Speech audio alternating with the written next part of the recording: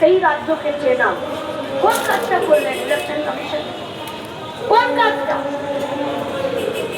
ওই একটা কথা শুনেছিলাম যে হজমি গুটি, এই হজমি গুটি খেলে সব নাকি হজম হয়ে যায়। ইলেকশন কমিশন কি হজমি গুটি? এদেরকে আরএসএস তৃণমূল বিজেপি খাইয়েছে যে এত গালি শোনার পরেও এদের হুঁশ ঠিকানাতে আসছে না যে মানুষ মেনে নিচ্ছে না তোমাদের জালিয়াতি, মানুষ মেনে নিচ্ছে না তোমাদের মানুষের বিরুদ্ধে যুদ্ধ ঘোষণা। গায়ে কথা আছে, কানে দিয়েছি তুলা, পিঠে বেঁধেছি কুলা, যত কিলাবি কিলা, যত মারবি মার, ও নিজের জায়গা থেকে সরবে না। কেন? কারণ যদি ইলেকশন কমিশন সাংবিধানিক সংস্থা হতো, ইলেকশন কমিশন তার যদি কাজের ধারা নিরপেক্ষ হতো, তাহলে ইলেকশন কমিশন পাবলিকের কথা শুনতো। ইলেকশন কমিশন সব রাজনৈতিক দলের সঙ্গে বসে কাজ করতে চেষ্টা করত। কিন্তু ইলেকশন কমিশন যখন কখনো বিজেপির কর্মী আর কখনো তৃণমূলের কর্মীতে পরিণত হয়, তখন তারা পাবলিককে পাত্তা দেয় না। এবার আমাদেরকে ঠিক করতে হবে, কোথায় ঠিক হবে? ওপরে ওপরে ঠিক হয়ে যাবে নাকি আরএসএস ঠিক করে দেবে? পশ্চিমবঙ্গে কত লোকের ভোটার লিস্টে নাম থাকবে, কত লোকের থাকবে না, ওপরে কোনো জিনিস ঠিক হবে না। তাই আমরা মাটিতে আছি, রাস্তায় আছি। রাস্তা যদি আইন তৈরি করেছে, রাস্তা যদি তোমাদেরকে উপরতলা দিয়েছে, রাস্তা যদি তোমার হাতে পেন পেপার ধরিয়েছে, তো রাস্তাকে ঠিক করতে হবে। তোমার চেয়ার, তোমার উপরতলা, তোমার এসি আর তোমার পেন পেপার কেড়ে নিয়ে মানুষের অধিকারকে রক্ষা করতে হবে। কি হবে এই পশ্চিমবঙ্গে? কাদের নাম্বার দিল? বলেছেন পার্টির নেতৃত্ব কমরেড সেলিম দা। কাদের উপরে আক্রমণ?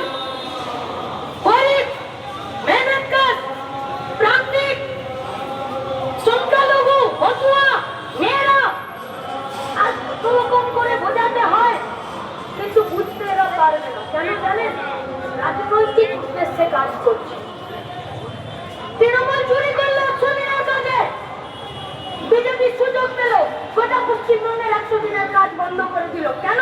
না, ওরা চুরি করেছে, 100 দিনের কাজ পশ্চিমবঙ্গে হয় না, তাহলে 100 দিনের কাজ বন্ধ করে দাও। কারা ভুগছে? পশ্চিমবঙ্গের বেকার ছেলেমেয়েরা। কারা ভুগছে? পশ্চিমবঙ্গের বাজার। কারা ভুগছে? পশ্চিমবঙ্গের ছোট মাঝারি কারখানা, উদ্যোগ, শিল্পপতিরা। কারা ভুগছে? পশ্চিমবঙ্গের মধ্যবিত্তরা, যারা এপাশেও ঘুরতে পারে না, ওপাশেও ঘুরতে পারে না, হাতও পাততে পারে না, কাজেরও জায়গা নেই। 26,000-এর চাকরি বাতিল হলো। কারা নিয়েছিল পরীক্ষা? সরকার না। পরীক্ষার ব্যবস্থা কারা করেছিল? Election school service commission. Result কারা বের করলো? School service commission. সুপারিশ কারা করলো? School service commission. ভুগলো কারা? 26,000 যারা পরীক্ষার্থী, যারা চাকরি পেলেন, যারা চাকরি প্রার্থী, তারা। পরীক্ষা কতজন দিয়েছিল? 22 লক্ষ। 21,74,000 পরীক্ষার্থী যারা পেল না চাকরি, তারা ভাবলো বোধ হয় ওরা যোগ্য। পরে দেখা গেল কেউ যোগ্য, কেউ অযোগ্য, কেউ টেন্টেড, কেউ টেন্টেড নয়। গোটা রাস্তা জুড়ে নাটক হলো, কিন্তু ফাঁকের মধ্যে থেকে বলে বেরিয়ে গেল স্কুল সার্ভিস কমিশন। রাজ্য সরকার স্কুল সার্ভিস কমিশনের বিরুদ্ধে কোন ব্যবস্থা গ্রহণ করলো? বিজেপির পার্টি স্কুল সার্ভিস কমিশনের বিরুদ্ধে কোন ব্যবস্থা গ্রহণ করলো? अरे আমরা কোনো পলিটিক্যাল পার্টিকে চিনি না, किसी का बाप दादा का जमींदारी नहीं है।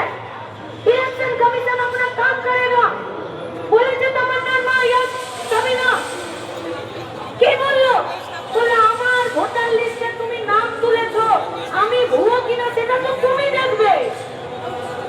নাম যখন তুলেছো তার দায়ভার তো তোমাকে নিতে হবে। তুমি যদি আমাকে অবৈধ ঘোষণা করো, তার তো ডকুমেন্ট দিতে হবে। তাহলে যেমন 100 দিনের কাজে টাকা চুরি করার জন্য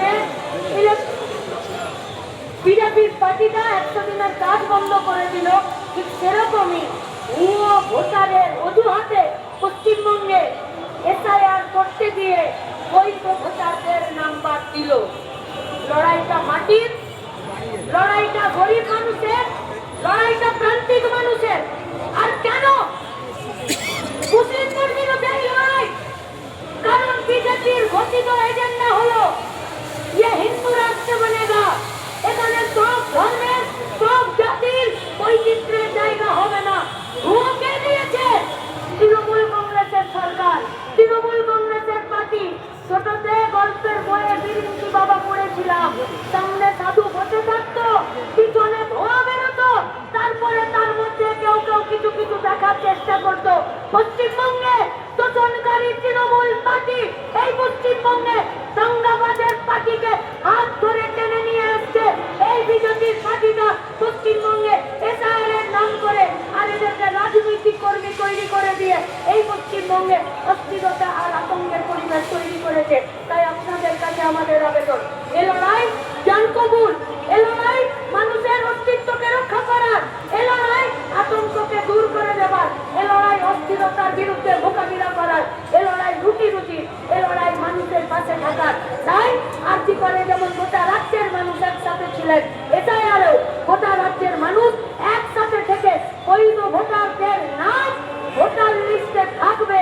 তার জন্য ইলেকশন কমিশনকে কাজ করতে হলে করতে হবে। বিজেপির পার্টিটা শ্রমকোড বিল লাগু করেনি, 8 ঘন্টার কাজ শ্রমিকরা 8 ঘন্টার কাজ করবে না, 16, 12, 20, 24 ঘন্টা কাজ করবে। আমরা ইলেকশন কমিশনকে বলছি, যা বুঝবে তারই ফসল কাটতে হবে। যদি তুমি কাঁটার ফসল বিছিয়েছ তো তোমাকে কাঁটার খোঁচাই খেতে হবে। বৈধ ভোটারদের নাম ভোটার লিস্টেই রাখতে হবে। তাতে যদি তোমাকে ঘর বাড়ি বেচেও কাজ করতে হয়, কাজ করতে হবে, কাউকে বাদ দেওয়া যাবে না। কিন্তু কর্মচারীদের সুরক্ষাকে নিশ্চিত করতে হবে আর বৈধ ভোটারদের ভোটার অধিকারকে রক্ষা করতে হবে। বৈধ ভোটারদের ভোটার অধিকার, ভোটের অধিকার রক্ষার লড়াইয়ে আপনাদের সবাইকে সামিল থাকার আহ্বান জানাচ্ছি। সবাই ভালো থাকবেন। ইনকালাব জিন্দাবাদ।